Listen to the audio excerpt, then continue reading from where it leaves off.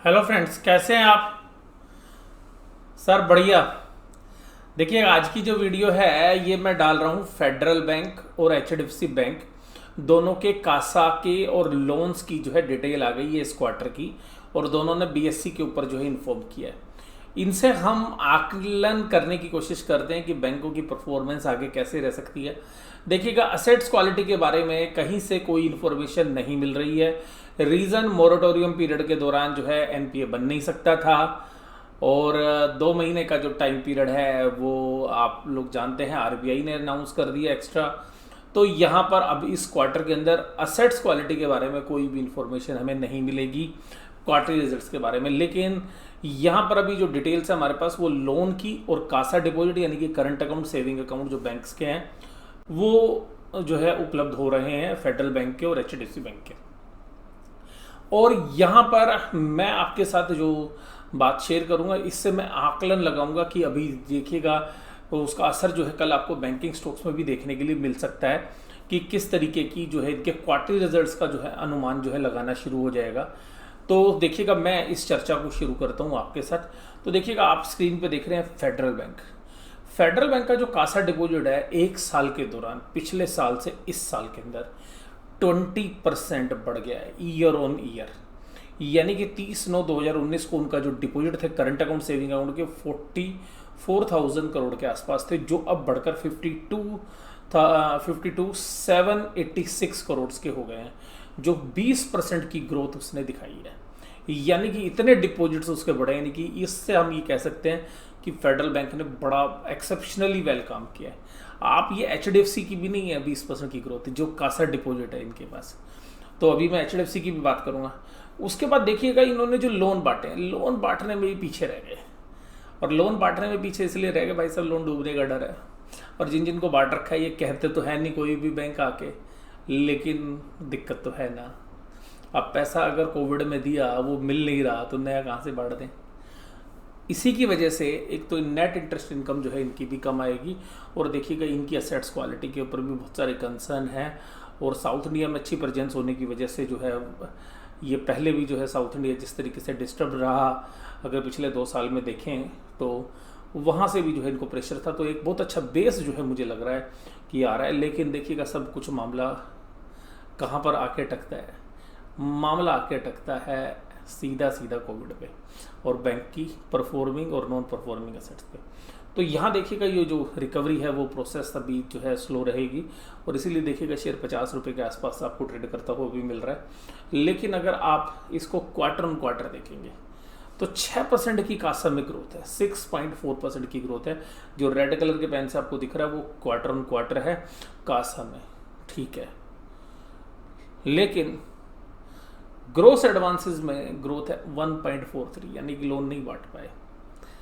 और ये सीधा सीधा बैंक के ऊपर प्रेशर जो है साफ साफ नज़र आता है। अगर आपकी क्रेडिट ग्रोथ नहीं होगी आप क्या करोगे?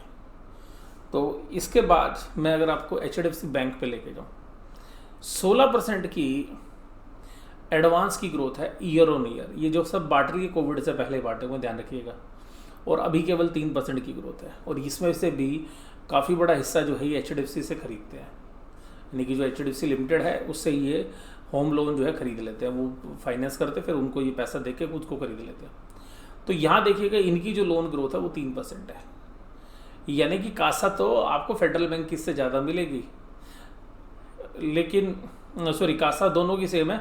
लोन ग्रोथ अभी इसकी देखिएगा, इनकी 16% है और क्वार्टर ऑन क्वार्टर 3% है।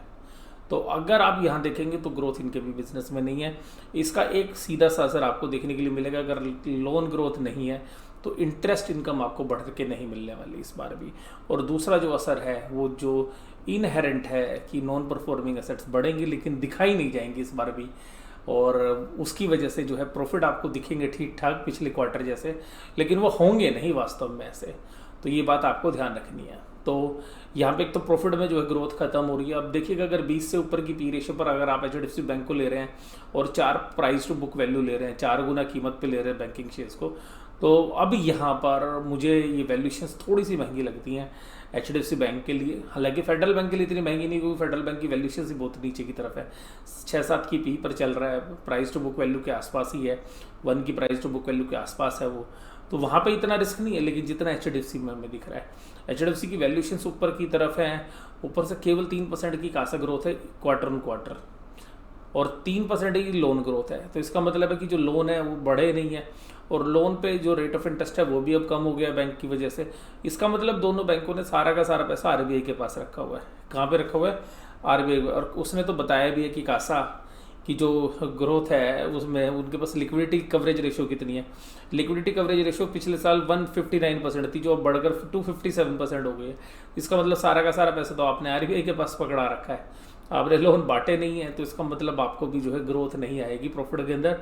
और दूसरा जो असेट्स क्वालिटी के जो रिस्क है वो तो देखिएगा सभी बैंकों पर बने हुए हैं।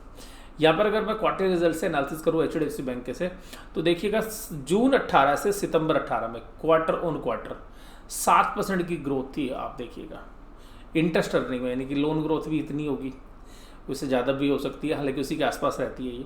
रेवेन्यू ग्रोथ देखिएगा सितंबर 18 से दिसंबर 18 6.73, दिसंबर 18 से मार्च 19 के बीच में 2.2, मार्च 19 से लेके जून 2019 में 4%, जून 2019 से सितंबर 2.88%, सितंबर 2019 से दिसंबर 2019 3.94, दिसंबर 19 से मार्च 20, क्योंकि 15-20 दिन कोविड के थे तो वो डी ग्रोथ हो गई थी 1.9, मार्च 2020 से जून 2020 में 1.75। ये लॉकडाउन वाला पीरियड था, लेकिन फिर भी इनकी परफॉर्मेंस ठीक ठाक थी। लेकिन इस बार लॉकडाउन भी नहीं था, और इस बार इन्होंने लोन बांटने की भी बहुत कोशिश की, और लोन ग्रोथ है केवल 3%। तो आप ये देखिएगा इंटरेस्ट ग्रोथ भी आपको इतनी ही मिलेगी, इससे कम ही मिलेगी। तो आप ये मान के चलिएगा कि HDFC बैंक की जो रिजल्ट है इस बार म्यूटेड रहने वाले हैं, पिछले सालों जैसे रहने वाले हैं।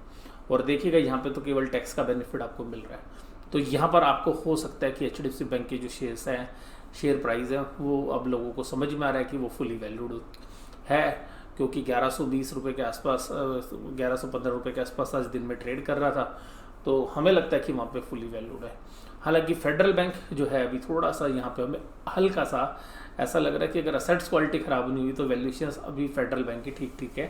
पर मुझे ऐसा लग रहा है कि अभी जो असेट्स क्वालिटी के जो जनवरी-फरवरी में जब रिजल्ट आएंगे तभी जो है क्लियर पिक्चर आ पाएगी, उससे पहले जो है बता पाना बड़ा मुश्किल है। तो उन सभी पैरामीटर्स को ध्यान रखते हुए, उन्हीं सभी पॉइंट्स को कंसिडर करते हुए, मार्जिन्स को देखते हुए, यहाँ पे एक और चीज़ है कि जो नेट इंटरेस्ट इनकम है वो भी आपको घटती हुई नजर आएगी इस बार। और असेट्स क्वालिटी पे जो बैंक सीओ मोटो जो है किसी भी असेट्स को, यानी कि किसी भी लोन को जो मोरेटोरियम में नहीं था उसको अगर NPA बनाता है या उसको वॉच लिस्ट में डालता है, ये तो जो है वो देखने वाली बात होगी।